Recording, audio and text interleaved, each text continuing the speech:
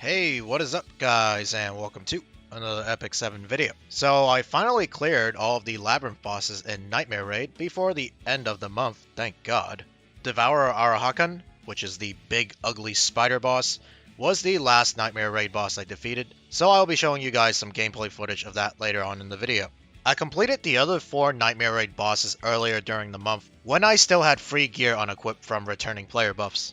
So I unfortunately do not have footage of those fights, and to be fair, it took me a very long time and multiple attempts to clear some of those Nightmare Raid bosses. So this video probably would have ended up being over an hour long if I had included all those fights. Regardless, I'll still give you guys a brief overview of all the teams I used for all the Nightmare Raid bosses. Alright, so this is the team I used for the Devourer Arahakan. It consists of Ruel of Light, Dizzy, Seaside Bellona, and Baiken.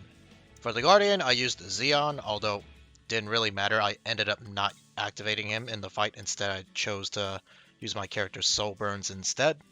Let's start off with my Ruel of Light. These are her gears. I'm running her on a Resist Immunity health set. Kind of random, but like I said in my previous video, she was one of the last characters I geared up, so this is basically her leftover gear. Would like more effect resist on her, as in the fights you'll see later, she did get stunned quite a bit. I am running an effect resist ring on her, however. And for the artifact, I'm running Water's Origin for increased combat readiness and healing for herself. Skill-wise, I only have her skill 3 leveled up. As for Dizzy, these are her gears. It's basically my Falconer Clury's gear. I just stripped my Falconer Clury temporarily for this raid boss fight and gave her all of her gear. That's why she has quite a bit of speed, a decent amount of effectiveness, and a decent amount of bulk as well. Her main job in this fight is to apply debuffs, extend debuffs, and randomly stun the 2 spider mobs in the front to prevent them from attacking. That's also why I have her on the Abyssal Crown artifact here for an increased chance of stunning them. As for skills, I only leveled up her skill 2. You wouldn't want to level up her skill 3 as well, but I'm trying to save some mola. Next is Seaside Bellona. Maxed out her skills at plus 15. This is the same Seaside Bellona I use for my Wyvern team. I didn't change her gear. It's the exact same gear I use for Wyvern 13. That's why she has a decent amount of attack, speed, and effectiveness as well. Not quite enough effectiveness for Hell Raid. I believe you want around 100% effectiveness, or was it 85? I forgot. But she needs a little bit more effectiveness, but I didn't want to bother changing out her Wyvern gear, and she worked out perfectly fine. Exclusive equipment is on the skill 3, I believe. Yes. And for the artifact, unfortunately, I don't have the drink at plus 30, so I'm using otherworldly machinery instead. And last but not least is Baiken. She is going to be our 2 DOT debuffer that you need for the 2 front spiders in order to deal more damage. She's also my single target damage nuke in this fight. I had to change up her gear. I went from a very slow high attack Baiken to a slightly faster one because I noticed with my Banshee gear on Baiken, she was actually getting lapped too often by the spiders and they were healing too much. So I had to change up her gear a bit. I gave her a better necklace, and she's on Daydream Joker from the Banshee. Skill-wise, I have her skills at plus 10. I didn't level up her skill 1 because she's a one-shotter for Banshee. I shouldn't be using that skill anyways, but it probably would have helped in this fight. Okay, next I'm going to briefly go over the teams I used for the other 4 Nightmare Raid bosses, starting off with Queen Azumashik. I used Tamarin, Iseria, Spectre Tenebria, and Falconer Clury. This one was by far the easiest fight and only took 1 attempt. The next boss I took on was the Executioner Carcanus. I used Angelic Momo, Deanne, Ran, and Luna for this fight. This was by far the most difficult fight, at least for me. It took me hours and multiple team compositions. I even Grace of Growth my Ran and built up my Lua for this fight. I even tried some attempts with Seaside Bellona, but the Perma Seal debuff on this boss makes her and other characters like Luna, who rely on their passive on their skill 2, much more difficult to use. I eventually cleared it with some lucky RNG, but man, this was truly the nightmare of all the Nightmare Raid bosses. The third boss I tackled was Secretary Vera, and the team I used consisted of Lilius, Masca Hazel, Mercedes, and Ken. This was probably the second easiest fight, but it did take a few attempts. I initially attempted the boss with Sermia instead of Ken, but I soon realized the importance of having a more consistent defense break on the boss. Plus, my Cermia didn't have enough burst damage compared to other Cermias and was fairly frail in comparison to someone like Ken, who is much bulkier and deals close enough damage and provides more utility for the team. And the last Nightmare Raid boss that I took on, other than the Devourer Arahakan, is the Juvie Council, and the team consisted of Vivian, Bellona, Zahak, and Rowana. This is by far the second most difficult fight. I even picked Zahak from a 5-star selector just for this particular boss fight, and built up my Rowana as well. This fight took multiple attempts, and some of the runs were really damn close. There were like fights where the boss literally lived with like 1% HP, but my team just ran out of steam and souls to finish the boss. Alright, now for the actual boss fight. We start off with a camp, so we raise our morale to plus 30 plus. These are the dialogues that will give you the most morale, starting with Bikins and finishing with Seaside Bellonas. A while ago, I visited ruins located deep under the sea. It's something I'll never forget.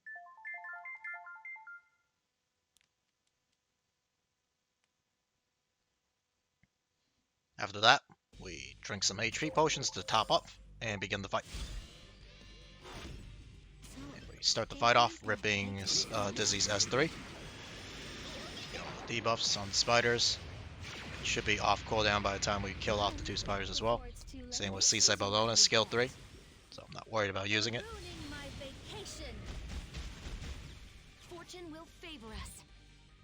So the goal of this initial fight is to basically try and land 2 bleeds. Doesn't have to be bleeds, it can be any debuffs that can be 2 of the same type. Such as bleeds, bombs, burns.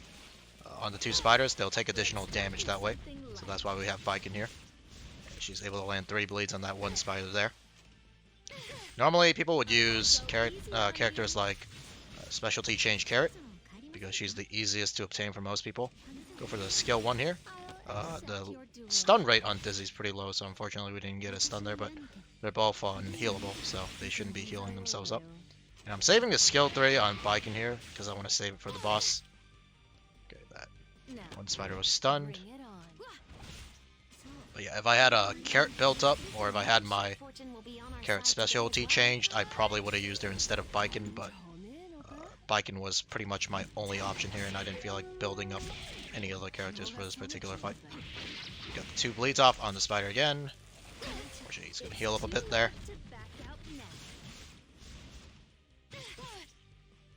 Let's go for the skill 1 again.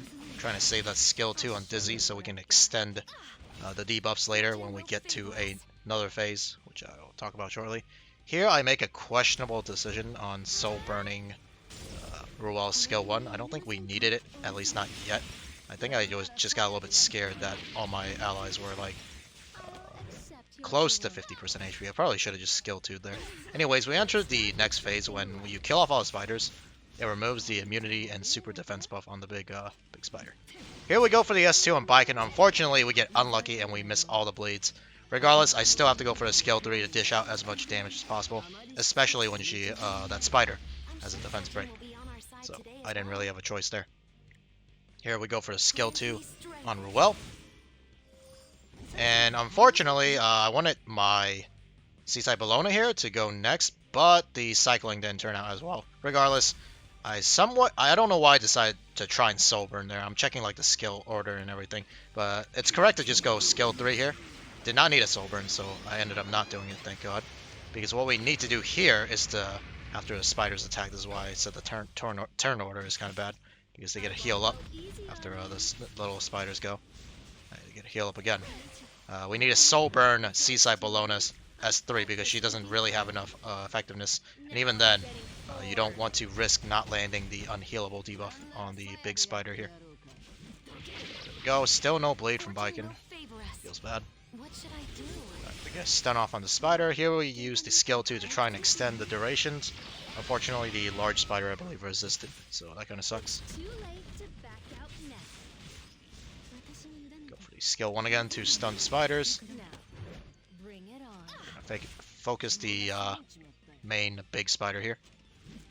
Another attempt. Only 1 bleed with no defense break, so this is literally going to do almost little to no damage. Here I'm trying to decide, should I go for the big spider one more time? I do, because I know he's about to cycle around and get his immunity and big defense buff back up.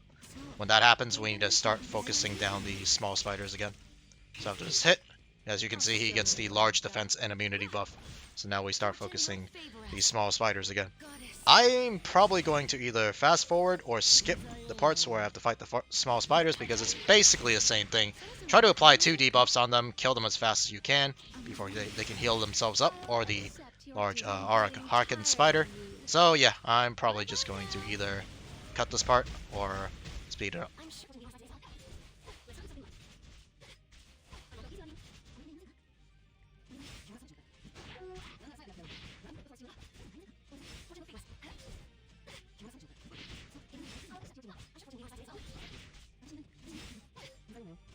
Alright, and now with that, the small spider is dead. About to enter another phase where we have to deal with a large spider spawning the small spiders again. Once his immunity and large defense buff is gone. Unfortunately, he's so slow that we have to keep cycling here. It's kind of annoying, actually. Yeah, we have to wait until he gets a turn. Alright, there we go. Okay, he spawns the small spiders. Unfortunately, I think they take their turn right after Dizzy when she uses her S3 here. So they end up healing the large spider, right? Pretty sure they do. Yeah, they end up taking their turn, so the large spider gets healed up by quite a bit. Really unfortunate that my Seaside Bologna was unable to lap them. Here, I think I go for the skill 1, right? Oh no, I go for the skill 2. Huh. Probably should have went for the skill 1 because I wanted to apply the unhealable from Seaside Bologna's skill 3 with the soul burn. I could have extended that duration even more with the skill 2. There's the unhealable. Here here it is correct to soul burn Ruel's skill 1 because everyone's very low HP and I don't want anyone dying just to be safe. So here we go for Vikin's skill 2 again. Only 1 bleed. Getting quite unlucky with the bleed stacks, unfortunately. No defense break either, so this is literally not going to hit for anything. Go for a stun here, maybe. 1 stun on the spider. Well, they're unhealable anyway, so it doesn't really... Oh, yeah, and that's why I said I need more effect resist on my Ruel. She got stunned a few times during this fight against the Arahakan. Skill 1 again from Dizzy.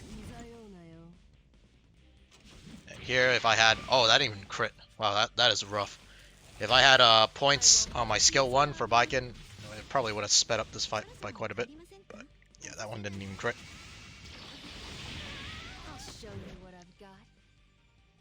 Alright, still gonna focus down. Oh, actually, no, we decided to focus the small spider because I think... I thought that the large spider was going to cycle around and get his defense buff back up again. We end up using the skill 3 here. Nope, skill 1. Huh. Oh, that is not good as a defense break. Alright, we used the Seaside Bologna skill 3 again, but we didn't soul burn it because he already has a 2-turn unhealable debuff on him. Oh, we get the defense break here. Okay, so this is what happens. We get the defense break, and now we rip the skill 3. And we're trying to push him to below 50% so he goes into his second phase. And we should be able to do that here with Vikin's skill 2. Easily. Alright, so he's below the 50% mark. So he's going to go into the second phase, where he cleanses the spiders, and then goes into his defensive and immunity state. Once again, I'm going to speed through this part, or skip it, and get to the part where we end up finishing off the 2 spiders.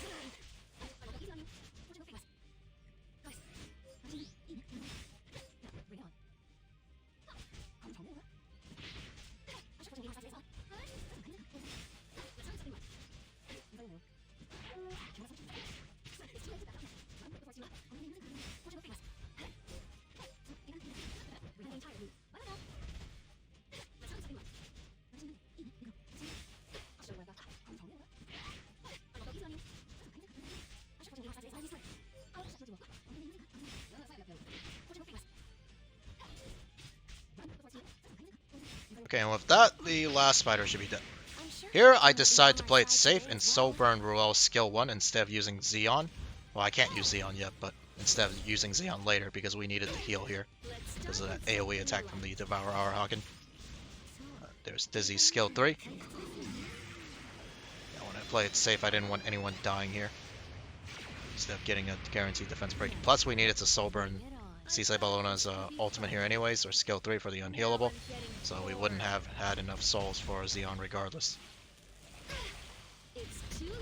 we get a little bit lucky here. We get the defense break, finally, on the Arahakan. And Baikon's turn is coming up. I won't go easy on you. So we go for a skill 2 on Ruel herself. So she doesn't die. And now we have the full combo. Skill 2. This time we get lucky and we land 2 bleeds. So I decide, okay, it's time to go for it. So we soul burn here. I actually check to see if there's any other skills that are worth soul burning before I decide. And I decide to soul burn Baikon's skill 3 to deal as much damage as possible. We're going to finish off the spider here within this phase. Does quite a bit of damage. Here I extend the debuffs with skill 2 on Dizzy. I'm going to focus down the main spider no matter what. Here I decide to soul burn again.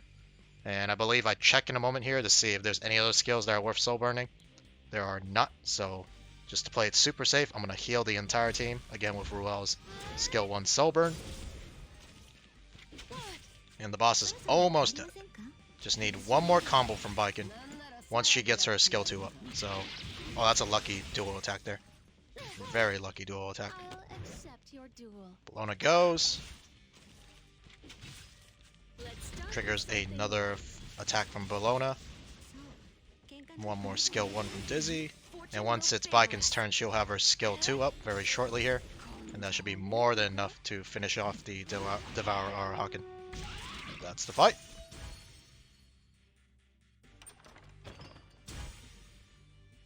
Alright, so then after beating the Devourer Arahakan boss, we went out to kill some extra mobs for some extra loot. And we exit through the clear portal. And this is our loot that we got. It's some pretty decent loot. It's nothing to write home about though. I'll probably still roll it regardless. Alright guys, well that's going to be it for this Epic 7 video. If you guys enjoyed the video, or if you found the video helpful in some way, please make sure to leave a like and subscribe. But other than that, I'll see you guys in the next Epic 7 video. Peace.